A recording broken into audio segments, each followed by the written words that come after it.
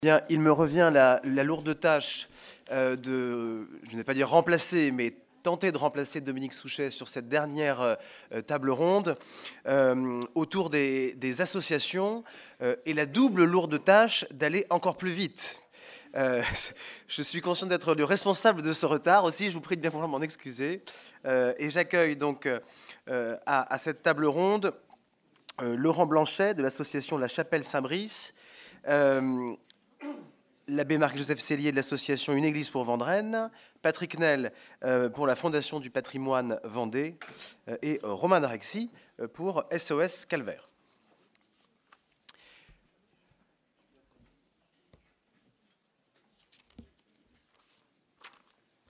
Allez-y, installez-vous. Donc on l'a évoqué pendant ces 2 jours, la valorisation de ce patrimoine religieux, elle est possible avec les acteurs institutionnels, bien évidemment, que sont les propriétaires, avec les affectataires, bien sûr, mais il n'est pas inutile parfois de pouvoir s'appuyer sur des structures parfois complètement ad hoc, puisque des associations peuvent être créées pour valoriser un site en particulier, ou bien parfois des structures qui ont vocation à valoriser une multitude de sites, que ce soit en Vendée ou plus largement sur le territoire national. Peut-être pour nous en parler, je vais commencer par la plus connue d'entre elles, qui est la Fondation du patrimoine. On a pu entendre Bertrand Duvigneau hier. Patrick, est-ce que vous pouvez peut-être vous présenter pour ceux qui ne vous connaîtraient pas, et puis nous présenter l'action de la Fondation localement pour la Vendée, son fonctionnement, et puis on fera de même ensuite pour les 3 autres intervenants. Oui, le challenge va être un petit peu difficile, j'en conviens. Bien, merci. Patrick Nel, je suis donc le délégué départemental de la Fondation du patrimoine. La Fondation du patrimoine a été créée il y a maintenant presque 30 ans, en 1996, par un sénateur du Maine-et-Loire. Donc nous allons fêter bientôt les 30 ans de la Fondation du patrimoine. Alors à l'origine, il s'agissait de protéger le petit patrimoine, justement, non protégé et non inscrit. Force est de constater que depuis quelques années, la Fondation a considérablement élargi son champ d'intervention, puisque aujourd'hui, elle se présente comme la fondation de tous les patrimoines, ce qui explique qu'on restaure une locomotive à Mortagne-sur-Sèvre, donc un tonnier dans le port des Sables-d'Olonne, un hélicoptère à Saint-Michel-en-Lerme. Mais néanmoins, donc le patrimoine religieux, pour reprendre un mot galvaudé, est resté donc l'ADN de la formation. Alors, on a aussi, depuis quelques années, augmenté le nombre de nos bénévoles. Nous sommes 20 bénévoles passionnés sur le territoire de la Vendée. Et puis, on a aussi nourri des relations, tissé des relations avec d'autres fondations qui permettent d'abonder donc les opérations que l'on va subventionner. Alors, ce sont des grandes fondations comme Total Energy, Airbnb, AXA. Et je serais incomplet si je ne parlais pas de la Française des Jeux avec la Mission Berne, qui, depuis quelques années, donc, booste quand même considérablement à la fois l'image du patrimoine et aussi donc un certain nombre de dossiers. On peut aussi dire, pour faire bref, que la Fondation dispose elle-même d'un certain nombre d'atouts. On en a parlé plusieurs fois pendant ce colloque, dans le cadre de l'ouverture compatible des églises. On a l'année dernière remis le prix Sésame, donc à l'église Saint-Hilaire de Mortagne-sur-Sèvre. Et cette année, dans le cadre des dispositifs pris par le président de la République, qui donc avait déclaré vouloir sauver donc les petites Notre-Dame de Paris qui existaient sur le territoire français, et qui a lancé cette opération et qui l'a confiée à la Fondation du patrimoine. Une centaine d'églises en France ont bénéficié d'une dotation importante. Et en Vendée, c'est donc Château-Guibert qui a bénéficié d'une dotation de 100 000 euros, tout de même. Donc, eu égard en particulier donc au projet du maire, donc d'ouvrir son église donc à un artiste internationalement connu, académicien. Donc voilà. Voilà ce que je peux dire pour faire un tour d'horizon rapide. Merci d'avoir été suffisamment bref. La Fondation du patrimoine est un acteur effectivement incontournable au niveau national. On pourrait y ajouter la sauvegarde de l'art français. On en parlait tout à l'heure avec Arnaud Jolin, bien sûr. On en connaît toutes d'autres, des associations, pas forcément fléchées sur le patrimoine religieux, mais je pense aux vieilles maisons françaises, bien sûr, ou à la demeure historique. Alors, une autre association, je prends dans le désordre de ma liste, mais c'est voulu, cette SOS Calvaire Vendée. Et c'est Romain Darexy qui nous présente cette association. Il me semble assez récente. Je ne sais pas si tout le monde la connaît. Pouvez-vous, s'il vous plaît, nous en donner l'origine de la fondation? Donc oui, SOS Calvaire n'est pas si jeune. L'association est née en Anjou et s'appelait les Amis des chapelles et calvaires de la région du Lion-d'Angers. Donc c'était très ciblé. Et elle était composée de jeunes retraités. Ces jeunes retraités sont devenus de vieux retraités. Et ils ont cherché à transmettre donc leur mission à des plus jeunes. Et le charpentier sur lequel ils s'appuyaient pour refaire les croix aux alentours du Lion d'Angers était assez jeune et motivé. Et il a repris l'association.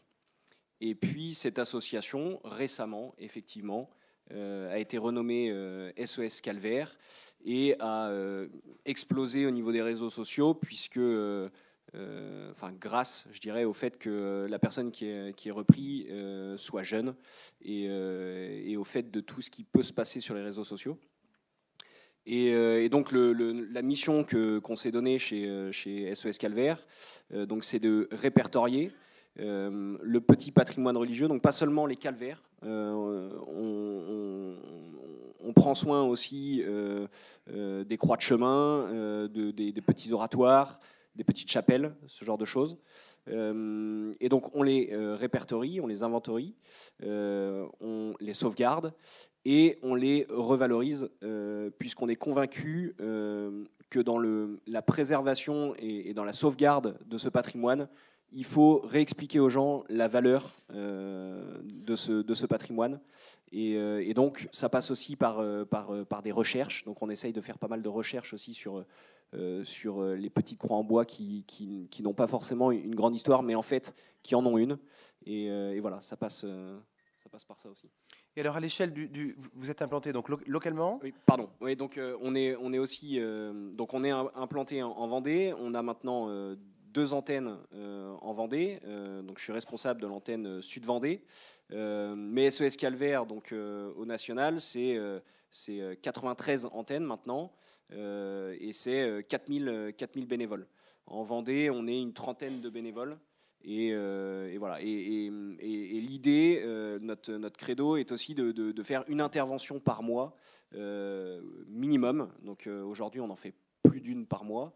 Et une intervention, c'est prendre soin d'un calvaire. Ça ne va pas être le restaurer de A à Z. Certains prennent beaucoup trop de temps. Mais il faut qu'on s'implique. Et voilà. Nous sommes chez SOS Calvaire des petits bâtisseurs. Et on aime porter des choses lourdes et se rappeler que le Christ a porté la croix et ça passe par porter des choses lourdes et donc voilà, l'idée est de faire ça une fois par mois. Voilà. Très bien. Et alors, je fais écho à une question qu'il y a eu hier après-midi.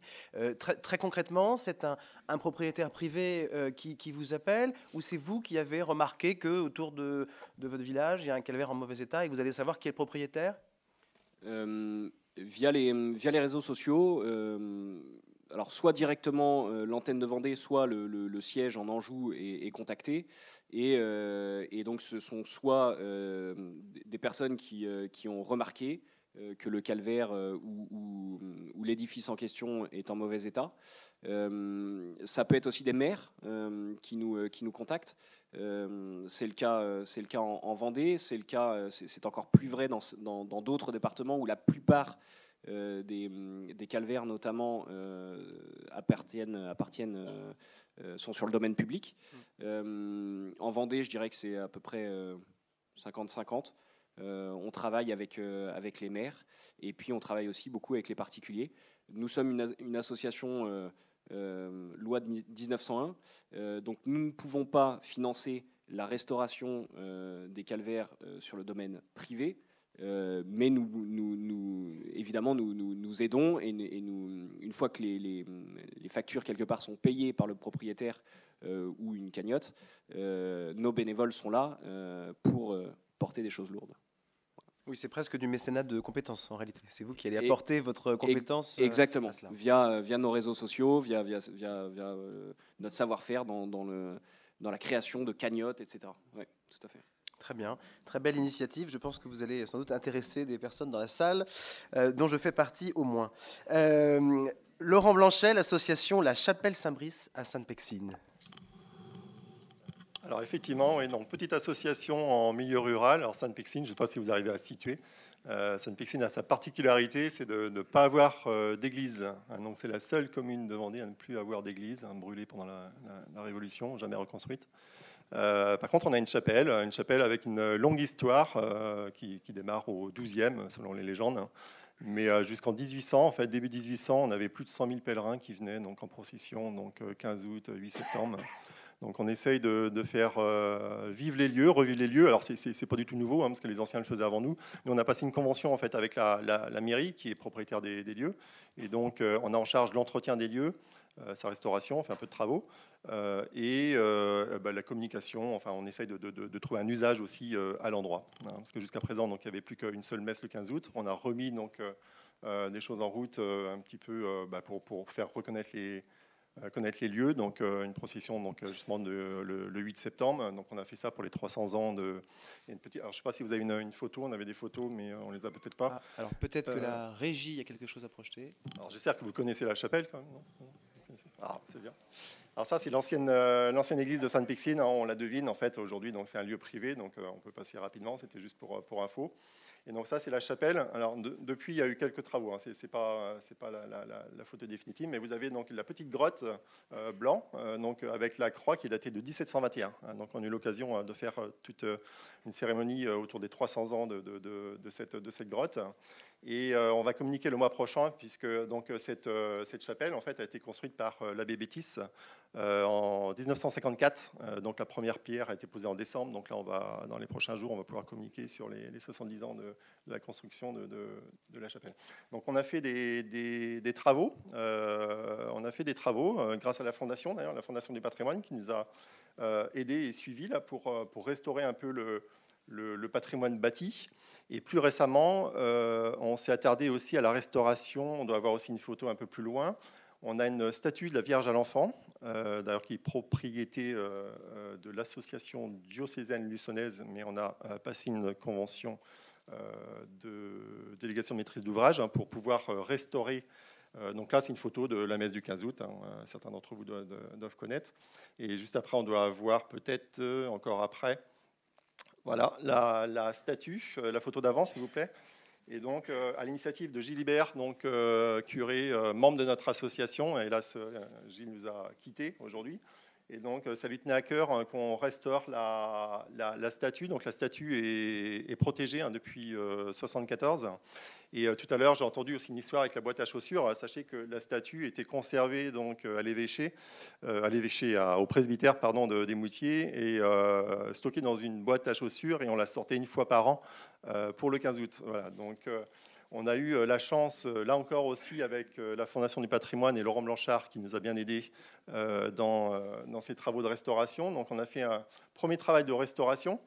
C'est génial, c'est super, mais je crois que ce qui est encore aussi important, enfin à mes yeux, c'est qu'aujourd'hui, cette statue, vous pouvez la visiter, la voir en fait dans l'église des Moutiers-sur-Lay. Voilà, donc elle n'est plus dans sa boîte à chaussures, elle est protégée dans ce meuble, et tout le monde, à la vue de tout le monde. Et ça, je pense que c'est hyper important aujourd'hui. On parlait, enfin, j'ai entendu ça cet après-midi, de notre patrimoine. Enfin, c'est bien de le restaurer, mais pourquoi en faire quoi. Donc il faut le partager, ce beau patrimoine. Et donc là, on est très fiers de notre statut, en fait.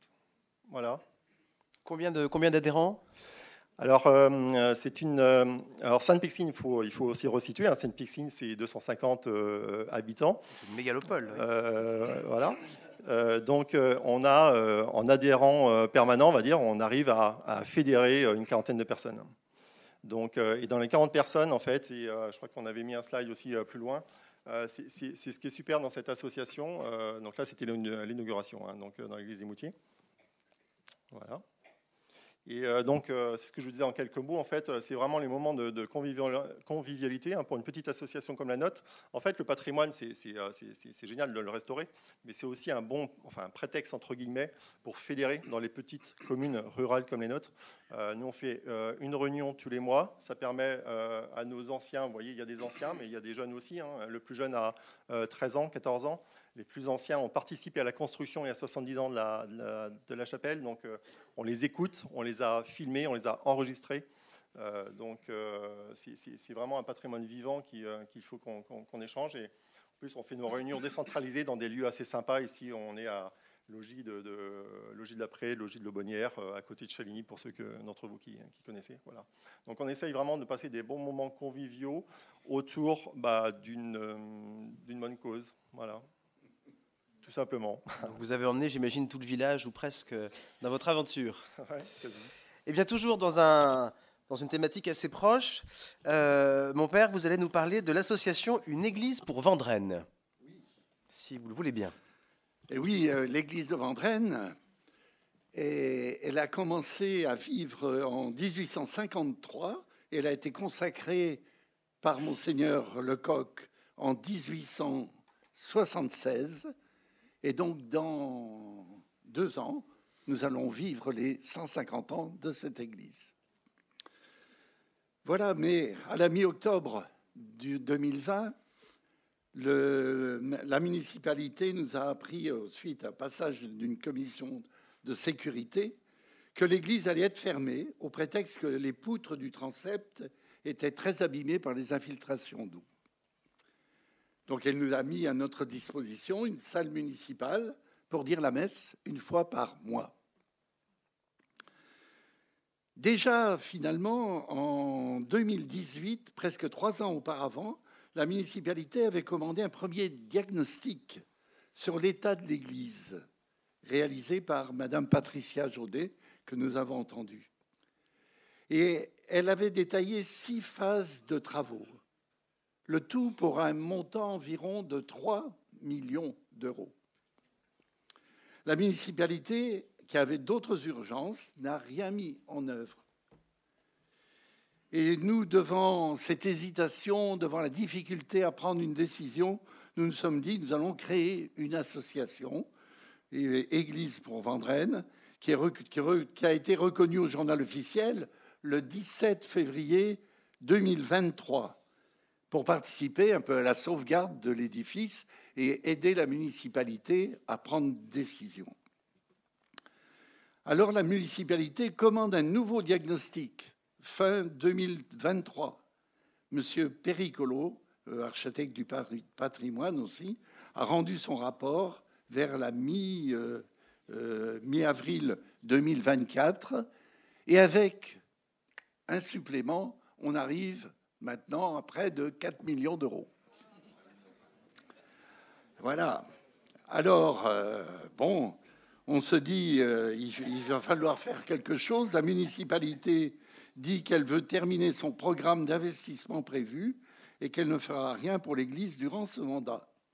Pourtant, à notre avis, tout crie urgence. Alors, que faisons-nous pour essayer d'aider la municipalité et finalement de ne pas nous mettre en opposition avec elle, quoi, hein. Donc nous avons essayé de rencontrer 2 fois le maire et avec ses conseillers, quelques conseillers. Bon, on a eu un échange. Bon, on reste un petit peu sur nos positions les uns et les autres. On a décidé aussi de participer au conseil municipal régulièrement parce qu'on s'aperçoit que cette question, elle est traitée en question secondaire à la fin d'un conseil municipal. Et donc, on n'apprend jamais le problème à bras-le-corps, quoi. Et puis, là, nous avons demandé au maire de participer à une commission mixte municipalité et association. Pour le moment, nous n'avons pas de réponse. Alors nous essayons une autre manière d'agir qui est de toucher un petit peu la population. C'est-à-dire qu'on sent que la population est assez résignée en disant puisque c'est pas possible, voilà, on laisse faire, quoi. Et donc nous avons créé cette association. Nous sommes quand même 120 adhérents, 180 adhérents à cette association. Nous avons fait une newsletter. Nous envoyons régulièrement des nouvelles à tous les adhérents. Et nous venons de créer un site où nous mettons des éléments historiques, des vues de l'Église qu'on ne peut pas connaître. On s'est aperçu, par exemple, que les enfants qui sont à l'école juste à côté de l'Église, les enfants qui ont 10 ans, ne sont jamais entrés dans cette église. Elle est fermée depuis 4 ans, ils avaient 6 ans. Voilà. Et donc, on se dit, là, il y a toute une redécouverte de l'église. Et moi, j'ai appris il n'y a pas longtemps que l'ensemble de la municipalité a visité l'église de nuit. Et c'est la première fois qu'ils rentraient dans l'église. Mieux vaut tard que jamais. Hein. Voilà. Donc, vous voyez, il y a des tas de petites choses qu'il va falloir rectifier. Donc, nous organisons aussi des concerts de chorale en décembre et en février prochain, où nous allons donner un petit peu des explications sur l'urgence de s'occuper de cette église. Il y a des expositions aussi qui vont être assurées. Et nous participons aussi aux portes ouvertes d'un musée créé par un habitant de Vendrennes, autant d'occasions qui vont nous permettre finalement d'échanger avec la population. Donc voilà, une petite éclaircie, c'est que la municipalité a pris contact avec nous pour nous informer que le 19 décembre prochain, nous allions pouvoir être mis au courant de 4 scénarios possibles d'aménagement de l'église à partir d'un travail fait par la communauté de communes. On est hésitant parce qu'on imagine une église avec un clocher, on détruit la nef et on garde le chœur. Qu'est-ce que ça va donner? Voilà. Donc, nous verrons. Mais il y a au moins le contact est établi. Merci pour ce témoignage, mon père. Et puis, je vous rappelle qu'en 2026, il y a des élections municipales. Bravo à vous, en tous les cas.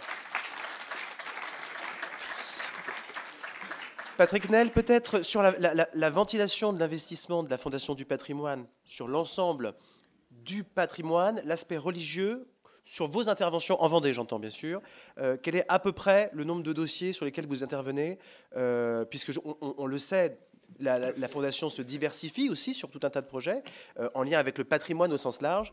Est-ce que le patrimoine religieux est encore sur la première partie du podium ou bien en fait c'est assez aléatoire? Alors oui, pour reprendre l'expression, c'est toujours sur la première partie du podium. On travaille actuellement en cours sur...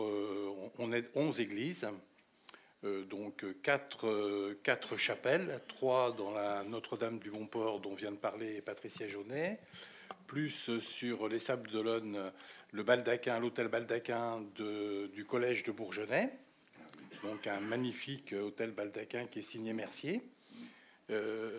On intervient aussi sur le petit patrimoine religieux, quelquefois, notamment en ce moment à l'Aiguillon-sur-Vie, où la commune de l'Aiguillon a décidé de restaurer ses trésors.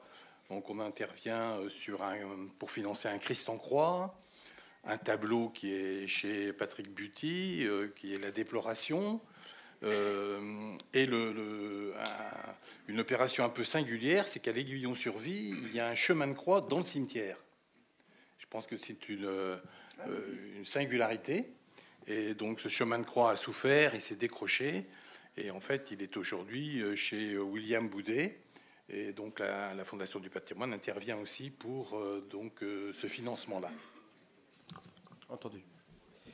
Bien, merci. Je suis obligé d'en terminer puisqu'on est pris par le temps et je ne peux pas malheureusement vous donner la parole. Je suis désolé, monsieur, puisqu'il nous faut impérativement clore ces débats. Je voulais vous remercier bien évidemment pour votre investissement altruiste au service du patrimoine, bien sûr, et puis vous souhaiter plein de Bonne chance, en tous les cas, dans vos missions, monsieur. Juste une minute, en fait. Vite, vraiment. En fait, on fait le samedi 19 décembre, on fait une veillée de Noël et une crèche vivante donc à la Chapelle. Donc pour la 7e édition, ce serait super si vous étiez là. Quoi. Merci, Bon, merci. C'est noté dans l'agenda. Merci beaucoup.